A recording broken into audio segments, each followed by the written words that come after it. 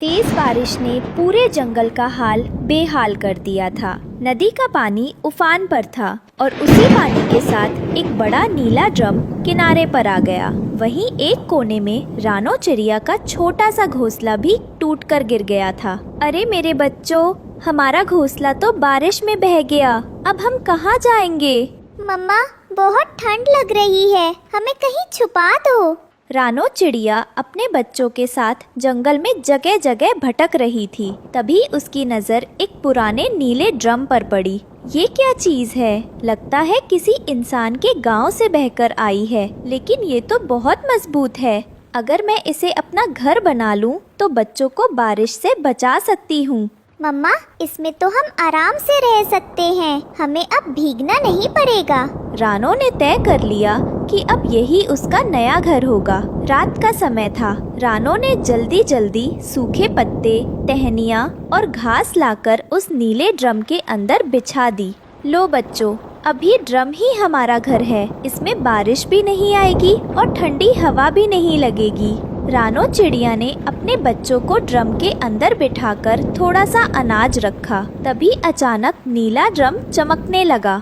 रानो, तुम नेक दिल हो, गरीब हो, पर मेहनती हो। अब से मैं तुम्हारा घर हूँ। मेरे अंदर रखा अन्न कभी खत्म नहीं होगा और मेरे अंदर न ठंडी लगेगी न गर्मी। ओह, सच में? तो मेरे बच्चे कभी भूखे नहीं रहेंगे? हाँ, जब तक तुम दूसरों के साथ बांटोगी तब तक मेरा जादू चलता रहेगा। वाह मम्मा, अब तो हमें कभी भूखा नहीं रहना पड़ेगा। सुबह हुई और दूसरे पक्षी रानो के नीले ड्रम के घर के पास आने लगे।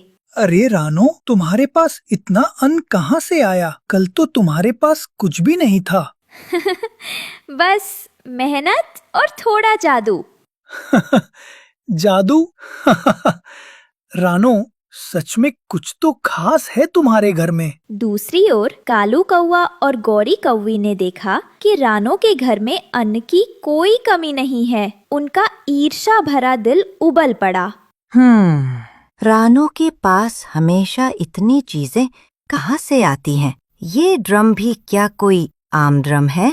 शायद उसमें कोई राज छुपा है। हमें देखना होगा कि असली वजह क्या है। बच्चों, ये हमारा छोटा सा राज है। इसे किसी को मत बताना।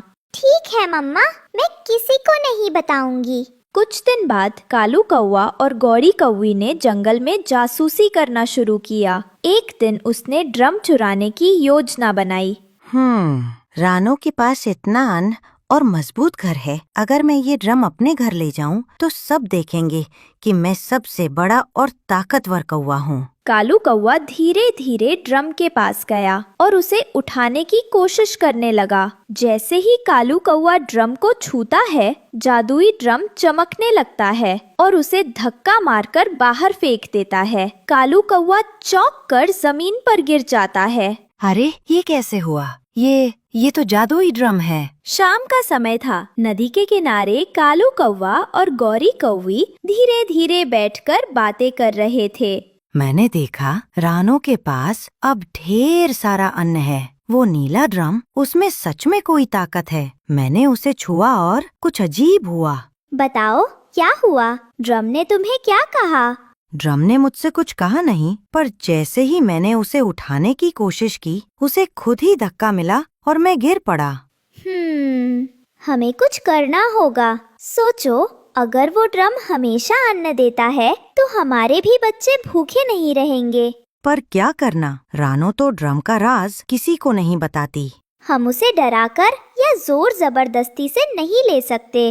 पर एक और रास्ता है। शिकारी चील को बुलाएंगी। वो इंसानों का डर रखता है। उसे एक इशारा दो और वो हमारे लिए उस ड्रम को तोड़ देगा या रानो को धमका देगा कि ड्रम छोड़े। शिकारी चील? वो बहुत तेज और खतरनाक है। अगर वो रानो को नुकसान पहुंचाएगा तो? हम ऐसा नहीं होने देंगे। हम सिर्फ उस ड्रम को तोड़वाएंगे। कोई बड़ा नुकसान नहीं होगा। फिर सब अन्न हमारे पास आ जाएगा। गौरी की चालाकी सुनकर कालू के चेहरे पर लालच और चाहत दोनों झलक उठे। नदी की धीमी धार में उनके छोटे छोटे सायों ने मिलकर एक बड़ी साजिश रचने की ठानी। ठीक है, तुम सही कह रही हो। कल सुबह निकलते हैं, जब रानो दूर हो। मैं शिकार चील को बुलाकर सब सेट कर दूंगा। अगली सुबह कालू कौआ शिकार चील के पास गया। शिकार चील पेड़ की शाखा पर आराम से बैठा था। अरे शिकार चील, मुझे तुम्हारी मदद चाहिए। कैसी मदद चाहिए काले कौवे? रानो चिड़िया का नीला ड्रम है, हमें उसे तोड़ना है। अगर तुम मेरी मदद कर दोगे तो मैं तुम्हें जंगल का सबसे बड़ा खजाना दिलाऊंगा। तोड़ना? पर रानो तो बहुत नेक दिल है, मैं किसी की मेहनत और घर को नुकसान नहीं पहुंचा सकता। अरे देखो, कोई नुकसान नहीं होगा, बस वो ड्रम कैसे भी करके हमें उससे लेकर दे दो, फिर हर रोज नया शिकार हम तुम्हें लाकर देंगे। शिकार चील थोड़ी देर सोचता है। कालू, मैं शिकारी हूँ, पर मेरा भी एक नियम है, मैं कभी किसी के घर को नहीं उजाड़ता और न मासूमों को डराता। पर सोचो, तुम्हें रोज भरपेट खाना मिलेगा। शिकार चील कौवे की पूरी बात बिना सुने उड़कर वहाँ से चला जाता है। अगर शिकार चील मदद नहीं करेगा तो किसी और को क्यों ना मनाऊं? कालू तेजी से उड़ता हुआ जंगल के उस हिस्से की तरफ जाता है जहाँ लोमड़ी रहती थी। लोमड़ी दीदी, तुम्हें मेरी मदद करनी होगी। रानो के पास एक जादुई नीला ड्रम है, उसमें कभी अन्न खत्म नहीं होता। अगर तुम मेरी मदद कर दोगी तो मैं तुम्हें वो सब कुछ दिलवाऊंगा जो तुम चाहो। जादू और अन्न सुनने में तो अच्छा लगता है, पर ये बताओ मुझे क्या मिलेगा?